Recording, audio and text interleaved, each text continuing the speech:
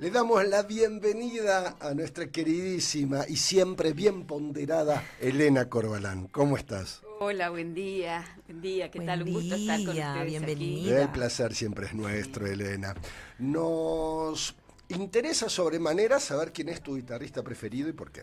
Yamandú Costa y Marcelo de la Mea. Ahí está, era Que no te ese. Sí, ahí me acordabas, mandó Marcelo, el es no, pero maravilloso. sí, es que Y Marcelo de la Mea. es muy difícil que no, viste, no nombrarlo, porque Sí, es muy, claro. muy virtuoso, Es como demasiado. lo más de lo más de Sí. lo más. Y ahí anda Ese era detrás el que no nomás me acordaba. Marcelo de la Mea.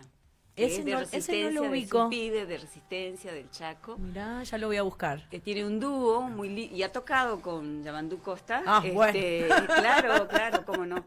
Si tocó con tiene un- Yamandú Costa, ya está. Claro, y tocó y tiene un dúo que es junto con su hermano, se llama 2 más 1, porque es su hermano y otro chico. Y yo recomiendo particularmente, por ejemplo, Garzas Viajeras, interpretado por ellos. Es maravilloso ese dúo. Tomen Qué lindo. nota, Garzas Viajeras, para escuchar en este fin de semana frío, al menos aquí en el hemisferio sur. Estamos en una semana plena de efemérides, decíamos Lu hace un rato, ¿no? Sí, Y hay un montón. una que es muy importante para nuestra provincia, lo decíamos en la introducción de esta emisión de Máxima Felicidad, que es la conmemoración de los 50 años de la masacre de Palomitas, Elena. Así es quizás el crimen más terrible que se cometió en la provincia. Siempre digo que los mayores criminales de la provincia son aquellos que decían que venían a hablarnos en nombre de la moral, más o menos como ahora que me doy cuenta, es. en nombre de la moral, de la ética, del honor, etcétera, y se robaron todo porque no dejaban ni las cadenitas ni las medallitas de los santos, ¿no? Y el mayor criminal de la provincia de Salta es sin duda Joaquín Gil. La masacre de Palomitas es quizás el hecho criminal más luctuoso que se cometió, ¿no? En una sola ocasión, que fue el 6 de julio de 1976, cuando se mató, cuando miembros de la policía y del ejército mataron a 11 personas que estaban detenidas en la cárcel de Villa de las Rosas, acá nomás, al ladito. 6 hombres y 5 mujeres. Es un hecho que además ha sido parte del juicio a las juntas, del primer juicio que se llevó a cabo por los delitos de lesa humanidad. Es un hecho que Nora Leonar, sobreviviente de la masacre y ella familiar de 2 personas asesinadas en ese hecho, también llegó a la Audiencia Nacional de Madrid. El juez Garzón tuvo ese caso también, y ha servido para mostrar el mecanismo criminal que llevó adelante la dictadura cívico-militar que comenzó en marzo de 1976. Está previsto que ustedes hablen en un ratito con Nora Leonar, pero quería contarles muy brevemente en qué consistió el hecho. En las causas, porque hubo varias causas en las que se investigó este hecho, que tuvieron la particularidad, una concesión de la justicia federal a los represores, de que se tramitaron todas esas causas por el viejo Código de Procedimiento en Materia Criminal, que era escrito, viejísimo, de aquella época. Fue una concesión que se le hizo y por eso no se pudo discutir públicamente más este caso, ¿no? Porque fue todo escrito. Pero en una de esas causas, ahora no recuerdo cuál, declaró un ex detenido, Julio Raimundo Arroyo, que me resultó muy interesante contar el hecho desde su perspectiva. Alguna vez lo conté y de eso estoy sacando memoria ahora.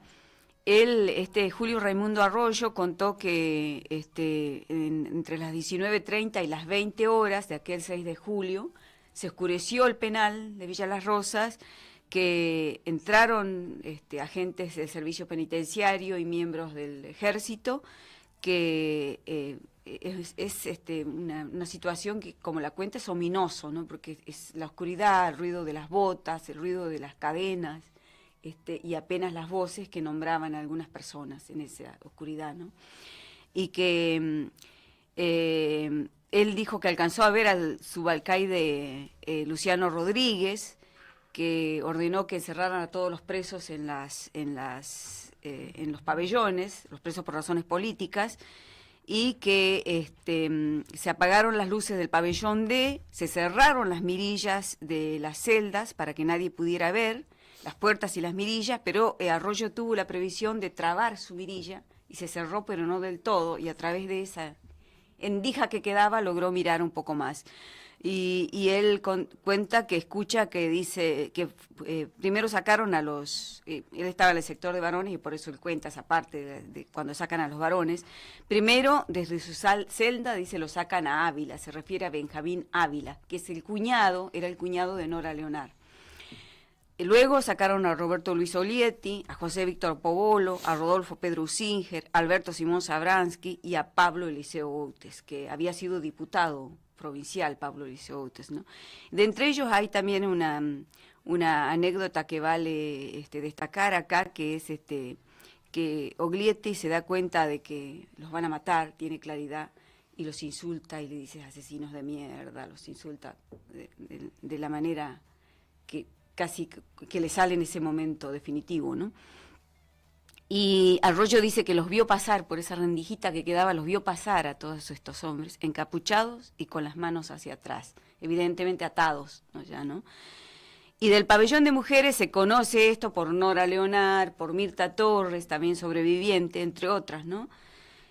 De ahí sacaron a Georgina Graciela Droz, a María Maru Luque de Usinger, ella se había casado ahí en la cárcel, estando detenida con Usinger, con Rodolfo Usinger, a Evangelina Mercedes Bota, a María del Carmen Alonso de Fernández y a Celia Leonard de Ávila, que era la hermana de Nora Leonard. Y ahí también hay un detalle que da mayor horror, dimensión de la crueldad, que es que Celia Leonard tenía a su pequeña hijita que amamantaba, de hecho le estaba dando la teta cuando los vinieron a buscar, y alcanzó a entregarle su hijita a Mirta Torres. Mirta había parido en prisión, en cautiverio, y Mirta le dio la teta hasta que se lo pudieron entregar a los familiares de Celia Leonard.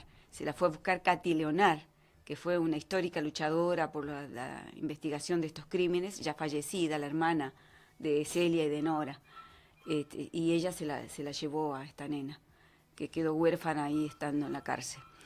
Bueno, eso es más o menos lo que ocurre ahí dentro de la cárcel. A las personas las suben a un camión del ejército que estaba, todo ese operativo estaba conducido por el capitán Ernesto Espeche.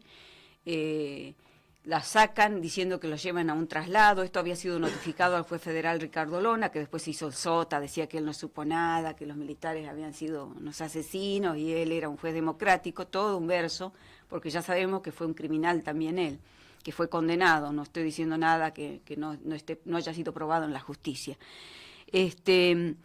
Las llevaron, lo sacaron por el ahora conocemos como ex peaje a Honor, las llevaron hasta cerca de Cabeza de Buey, un poco antes, no, pasando Cabeza de Buey, a la altura del paraje Palomitas, al costado de la Ruta Nacional 34, los mataron a tiros de una manera, hay relatos, incluso de un periodista, ahora no voy a recordar el nombre, un periodista del diario El Tribuno y un fotógrafo, que ellos van a hacer la cobertura, después no pueden publicar nada, obviamente, pero después lo declaran en Democracia, de la cantidad de tiros que les dispararon a estas personas que estaban inermes, sin posibilidad de defenderse, y después trataron de presentar el hecho, fraguar el hecho como un intento de fuga.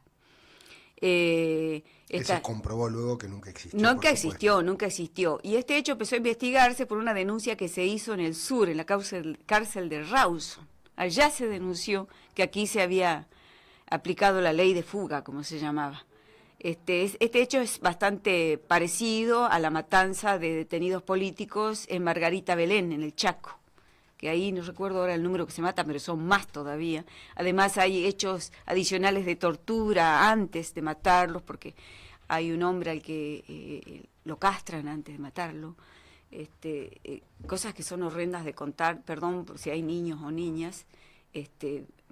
Les aseguro que cuando cuento estas historias siempre callo la mayor parte de lo que han hecho los militares y los policías represores, porque si uno se pone a contar todo eso es es insoportable. Sí, pero es importantísimo recordarlo con la crudeza que los hechos tuvieron, porque las jóvenes generaciones tienen que heredar este legado de memoria que, bueno, sobre todo los organismos de derechos humanos y las madres, las abuelas, los hijos, etcétera, vienen sosteniendo, y desde nuestro humilde lugar también. Claro. Agradecerte, Elena, no solo por esta columna rigurosa, como todas las que haces, sino también por todo el trabajo que haces en materia de la defensa de los derechos humanos y en el ejercicio del periodismo ya desde hace muchísimo tiempo. Gracias, Elena, un honor para nosotros siempre. Muchas Gracias a ustedes. Gracias.